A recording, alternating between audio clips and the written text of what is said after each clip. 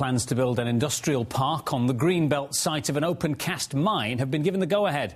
Campaigners say Bolton Council's decision breaks a promise made 3 years ago. Councillor Andy Morgan is against the plan. He joins me live. Welcome, Councillor. Thank you. You are a part of the council that's apparently gone back on its word. Explain first, for those who haven't followed the story, how far back this goes and what the original promise was. Well, this goes back years. It goes back at least 10 years when the original open-cast mining permission was granted on appeal, because Bolton Council originally refused it. Went to the inspector, the state, and he approved it with a stringent condition that the site had to be returned back to greenbelt with a restoration plan, a multi-million-pound restoration plan that would obviously see the site improve for the residents of the area. So if that requirement was made 10 years ago, why has it taken this long to get this far, and why are we still fighting over the use of the land?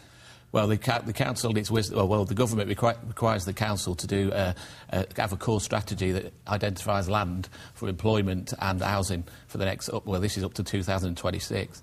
And the council officers, in their wisdom, decided that the Cuttaker site would be our strategic site for the area, and therefore decided that they put it forward as a site to redevelop, obviously against the promise that was originally given to residents. I mean, we've got some pictures of it there. It was a pretty unpleasant site, but two-thirds of it will remain greenbelt, won't they? I mean, you're not going to lose the whole site. Only a third of it will go to industrial use. Yeah, only a third of it will. That's because of the campaign by the residents and ourselves. I mean, originally the whole site was going to be redeveloped.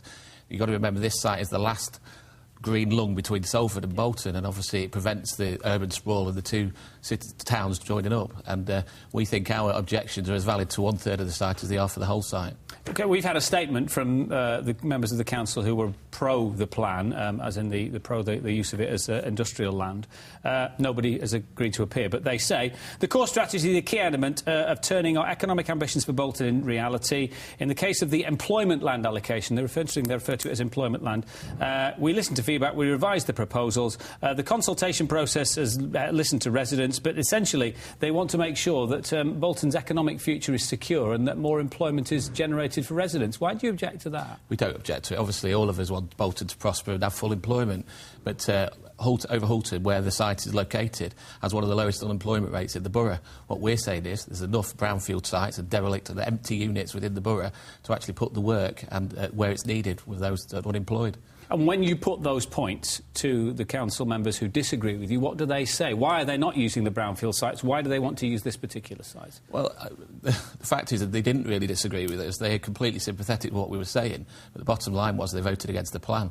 They were very sympathetic, and they agreed with both myself and my council colleagues, Councillor Walsh and Councillor Ashcroft, when we were putting our points about the greenbelt, about the transport infrastructure. But in the end, they voted against our amendment to ask the officers to look at it again. Public inquiry probably in the new year. How long is this going to rumble on, do you think? It's going to rumble on for months and months. We've got 6 weeks after Christmas to formally now object, because the whole last 6 or 8 months we've been informally objecting, so we've got to ask the residents to do it all again, because obviously we need them to make sure they inform the inspector of their feelings.